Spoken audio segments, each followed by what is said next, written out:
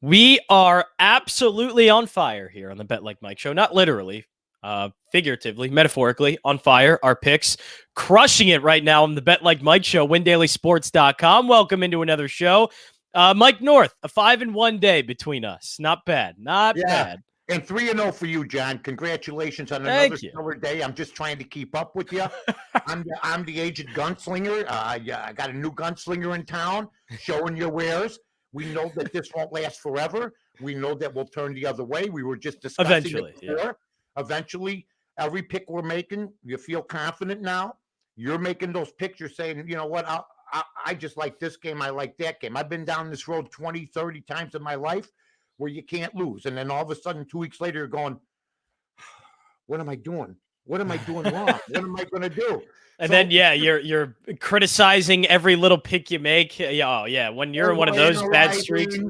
Overanalyzing. Listen, it's the best 20-minute show, folks. Check out everything that's around the board here. Like I always say, if you're not following One Daily Sports, if you're not following Johnny Jansen, one of the hottest handicappers in the business, along with his buddy Mike North, who put together a 5-1. I was 2-1 last night. I came up with that Brooklyn game. I know that you had a tough game with Denver, and then eventually worked out. I had 2 overtimes later, it worked out. I'm giving 12.5 to the Celtics, and they're right there the whole night. I mean, they're within striking distance. Durant would have a couple minutes of offshoots, but these guys are just too good. We'll get to the picks and everything in 15 minutes, folks. You know, if you've been listening, it's a 20-minute listen, and we've been doing well. We appreciate all the support. But if you don't want to listen 20 minutes for 4, 5, 6 picks that are going to win you money, then I have nothing. I got nothing for you. And I have something for LeBron James today, okay?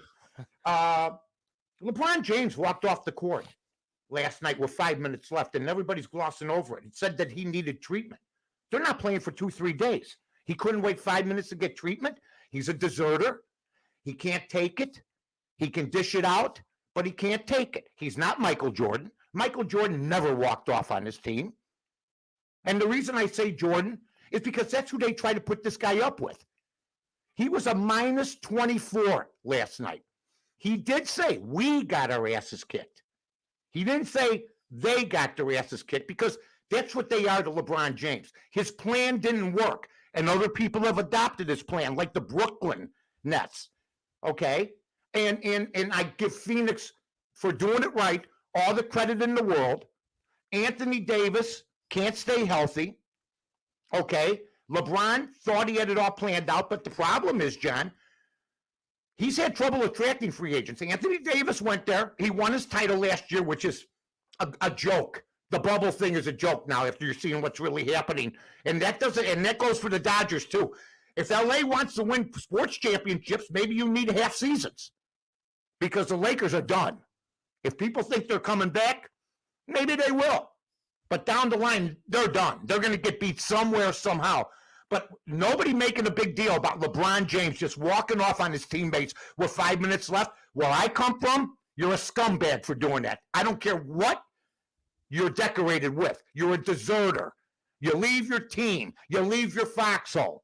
That's what you are. That's why I've never been his biggest fan. He's a front runner. He's got to have a team that's stacked. And when he doesn't, he can't sit for 5 more minutes. And then they give the excuse, John, well, he's going for treatment. You got 3 days off, son. You got 3 days off, and you can get treatment around the clock. You couldn't sit for 5 minutes. Period. Yeah, I'm a weird one. Stuff like that doesn't bother me, and I'm not sure why. The co-host left your show 5 minutes early if you were having a bad show and left you to hold the bag? Well, if the co-host wasn't going to be, it's a little different, because if the co-host wasn't going to be participating or not playing, obviously I would let him. I would let him go. You don't need to stay there and watch me. If the co-host is a superstar, whatever you want to call him, if he's well known, if he's a superstar.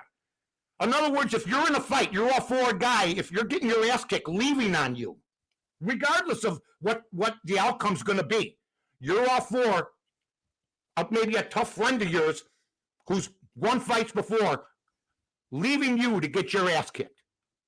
And just saying, I don't need you. Well, yeah, I think LeBron James wasn't going to play. He decided to leave. I know I know with me, I always get more out It's not of. about you, John. This guy's the top. This guy is compared to the top pros in basketball. Oh yeah. And all due Yeah. respect to you, I respect everything that you do. But neither one of us is on that kind of level, and neither one of us props themselves up to be a top 5 greatest player. And in the Army, if you do what he did, regardless, that's desertion. That's desertion, regardless if you have commendations. So it isn't all right with me. If it's all right with you that a teammate makes you sit there and take the blame while you walk in, and then the nonsense to get treatment, that's fine. Yeah, Everybody's different. I'm one that I like when athletes, can wear their emotions on their sleeve, and I get more of a story from that. I get more of a human element of that, of these players being, I guess robotic, or just giving us the same answers that LeBron James were just to sit on the sideline and do nothing. I felt like I got something out of that. LeBron looked frustrated, and I get a story out of it. I get right, and yeah, that could definitely be absolutely. He was. It's almost like the Tom Brady thing, not shaking hands. Like I have no problem with that. He finishes the game, right? But it's on the bench. It's I don't get frustrated with anything like that, because it's just I'm getting more of a story, and I'm getting more of what this person thinks. Because I'd be afraid you'd think it's okay to leave me. Well, no, I don't ever want to be in the foxhole. Yeah. Okay? Let me tell you something. I was in the service. I was a military policeman. I worked confinement. You know who was in our own jails? Our own guys that went AWOL and quit on their troops. It's not okay in my world. If it's okay in your world, then we'll move on. That's just a difference of philosophy. My philosophy is you stick with your team to the end. And if somebody told me, if I'm a program director, that I might leave early sometimes because I'm frustrated, or if a guy told me it's okay if my partner leaves early, that's unacceptable, especially when you're in his ilk. He looks bad today, but most people under 40 and on the Sports Center, they're not saying it. They're not saying it. But believe me, folks, there have been people that have quit on their teams and gotten destroyed over the years. But they give LeBron James, like John, a free pass because of the past. He's as good as he was last night, a -24 who left his team with 5 minutes left. Couldn't sit for 5 minutes. That's why not everybody wants to play with him. Yeah, anymore. That's part of it. The Lakers looked bad last night. They didn't have anything. They looked horrible. Yeah, he was. He didn't look great. The team didn't look great. Everything. I mean, it all looked horrible, and he did as well. Yeah, like it's kind of as we were talking about yesterday. That's he's not. I don't know if he's capable of doing this anymore. Being able to lead a team this bad. No, I just don't think he's. He could say next year, "I'll play for you for nothing." I said, "We don't take deserters here. We don't take quitters." He quit on his team last night, regardless. And the time and we talked about this yesterday. He didn't get back the game before numerous times. A lot of 4-on-3s, 5-on-4s. He's quit. And he quit this year from the beginning. And now that his best laid plans didn't work, he is where he is. So I'm not in that camp. You quit on me, I got no use for you. Okay, let's go to Lou Gehrig, who never quit. Today's ALS day. Okay, we were talking about this Lady Osaka yesterday. I just wonder if there's going to be a fundraiser for Steve McMichael. Now, I don't know if you're familiar with Steve McMichael's, John. He played for the 85 Bears. Okay, He's got Lou Gehrig's disease. Yeah. And he was at a fundraiser with Mark Eaton, by the way, who passed away in a bicycle accident. Jim McMahon, a bunch of people at a fundraiser. He's 130 pounds. He used to be 240. He's shriveling away to nothing. And he didn't ask for this. But what does he do the other night? He gets rolled in on a wheelchair, so frail. So Ric Flair was there. Everybody attended that. Is anybody in there? Mike Ditka. And he said, "It's going to take more than this to get me, baby." Guy's got Lou Gehrig's disease. Then I got to listen to Osaka about mental illness. That's real illness, folks. I mean, not that mental illness isn't, but if you ask anybody, would you rather have a little bit? Would you rather be a little touched and get it straightened out? Or would you rather have Lou Gehrig's disease? when you're early 60s? Or that's what I'm talking about. I can't watch people go, oh, poor me. When another guy comes in and goes, I'm going to fight this, when everybody knows the last thing you want, John, as a male, but anybody, is Lou Gehrig's disease. It is the worst disease going. So I give him all the credit in the world. And to all the bleeding hearts out there, take a step back. It could be worse. It could be worse. I seen a grown-ass man, the weight of my wife almost. She's lighter still. She's slim. But this is Steve McMichael. So I want everybody to say prayers today for Lou Gehrig and the disease that he has helped battle that I don't know if there'll ever be a cure for, John.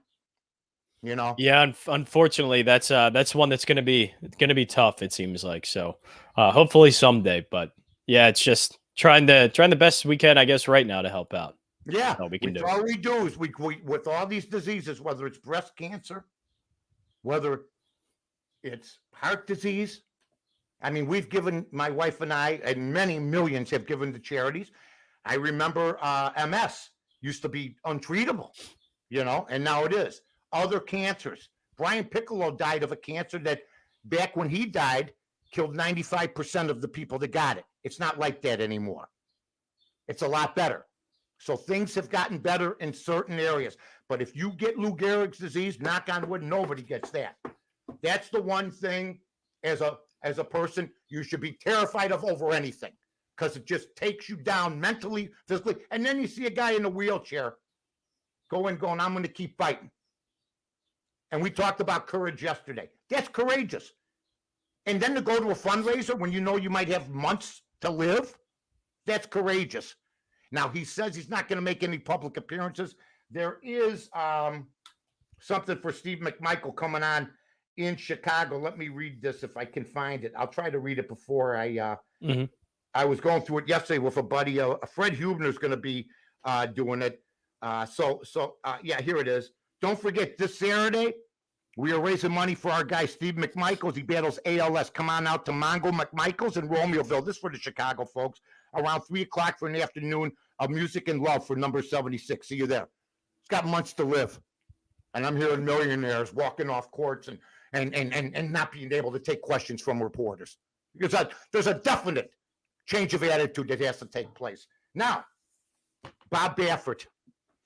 Did you hear? Oh, Bob Baffert. Medina Spirit is going to be stripped of the Kentucky Derby win. Came in with the second test. This is a guy who blamed everybody from the jockey. Now, he didn't blame the jockey, to the trainer urinating in the hay. He looked absolutely ridiculous. And Bob Baffert, in many people's opinion, was considered the best trainer in horse racing. Well, he got the best horses. I've always said, go down and get a horse out of a carriage horse and make him into a Kentucky Derby winner. You can't. Gets the best horses. But he's cheated 4 or 5 times. He's had his... So where does this put him? He's not the best trainer anymore, especially now that he's had a second failed test. Where would you put Bob Baffert right now? I know that we're not horse racing aficionados, but everybody knows Bob Baffert. He's the guy with the sunglasses. He's the cool dude, but he's also a multiple-time cheater.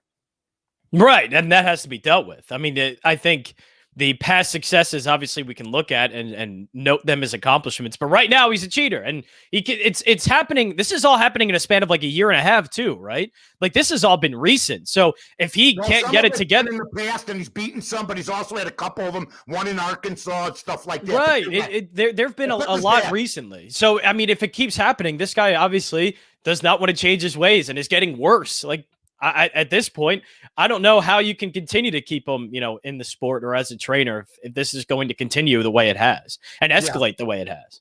Now, he wasn't invited to the Belmont. I don't think he'll be going. Yeah, I don't think he's there. I think he's banned from the Derby, I think, too, wasn't he? I think he was banned from the Kentucky Derby. Right. And I think after this, but after this now. He said he wasn't banned from the Preakness. He's banned, but he did go. He knew what was going to happen here. Yeah.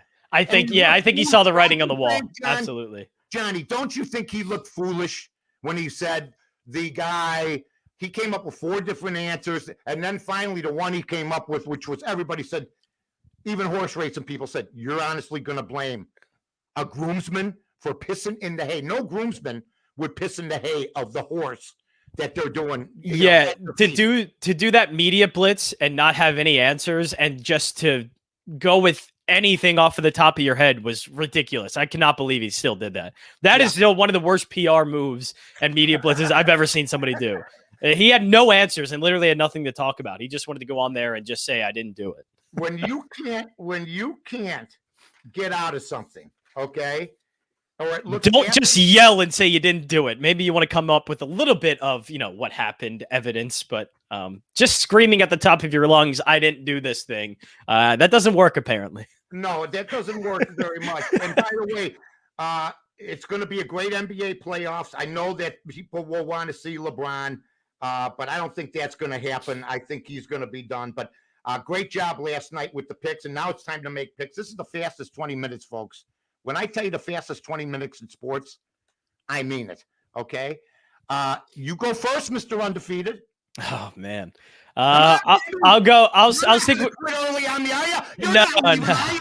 I'm gonna go NBA, and this one may be a little bit of just it's tugging on my heartstrings because I love this team, but I actually do think they win tonight convincingly and cover the 6. I'm taking the Sixers tonight, 6-point favorites against Washington. Even without Embiid, this is still a much better team. And just looking at the past, and what's happened in the regular season the past couple of years, and even in the playoffs, they play very well at home. And it's going to be 100% capacity. I think the Sixers feed off of that energy. I think they play well.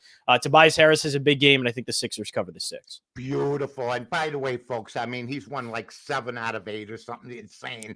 All right, so when Jon Jansen, as I like to call him, Johnny J. He's tearing up. Johnny J. Ever since I gave him that name, he can't lose. He just needed a little prodding. Not that he couldn't pick before, but this is superstar stuff. That's why you tune into the best 20 minutes in show business. What are the Knicks tonight? They're playing Atlanta, I believe. 1.5 point favorites. They're going to probably be -2 by the beginning of the night. You get one. Could be, yeah. In fact, I got it here at 2 right now. I'm taking, I hope it goes down. I'll take the 1.5. I'm taking New York in what I consider an upset tonight. I would consider the Knicks winning, even beating Atlanta. I consider it an upset. Yeah, I think now feel good about them. I'm taking the Knicks. Yeah, I agree with that. I think even though the Knicks are the favorite in the books, I think the public is kind of all over the Hawks right now, thinking they're better. I'll go with one more NBA game. This one's tough because I'm doing it because I think Grizzlies are fatigued at this point. They've been battling, and I want to give all the credit in the world to the Grizzlies and John Morant. They've been battling and battling, but every step of the way, Utah just seems a little bit too much and overwhelming. So I think Utah here smells the blood in the water. They want to finish this right now, and they do it in a convincing way. And I'll take them laying the 9.5. That's very good. I got no opinion on that game, but I would be lean in your way, John. Now, there you go. I don't know if Johnny, we don't plan this. We don't know what we're going to talk about. I'll put something out on Twitter. If Johnny sees it, sometimes he sees it. He's busy. I mean, the other day he was looking for something to bet with me, and, he's a young kid. He was ready to throw me a waffle iron. I mean, anything we could do. I'm glad we didn't do it. Do you have a waffle iron? I could use a waffle iron. I'll see. I'll look around the house. There you go. Thank you. My baby will send you a waffle iron. There.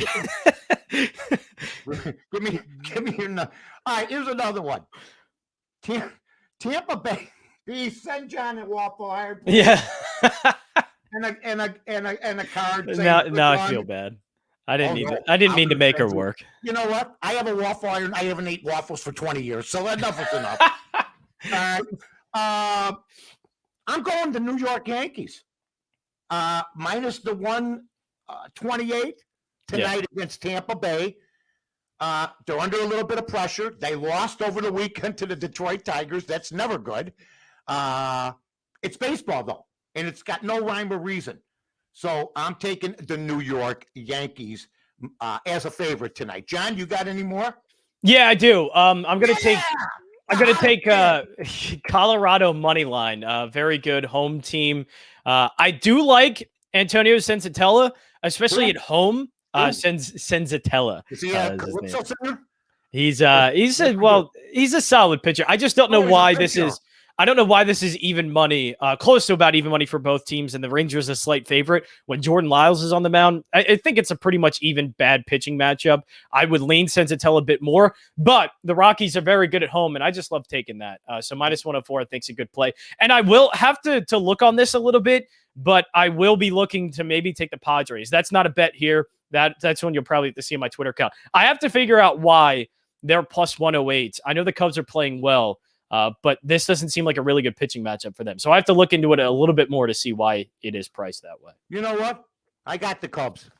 Do you? Take the Cubs in this game. Okay. I like the Cubs in this game. So let's go over what everybody has. You go on first, my friend. Yeah, I took the Sixers laying the 6 points, Jazz laying 9.5, and I'm taking the Rockies on the money line at minus 104. I got the Cubs.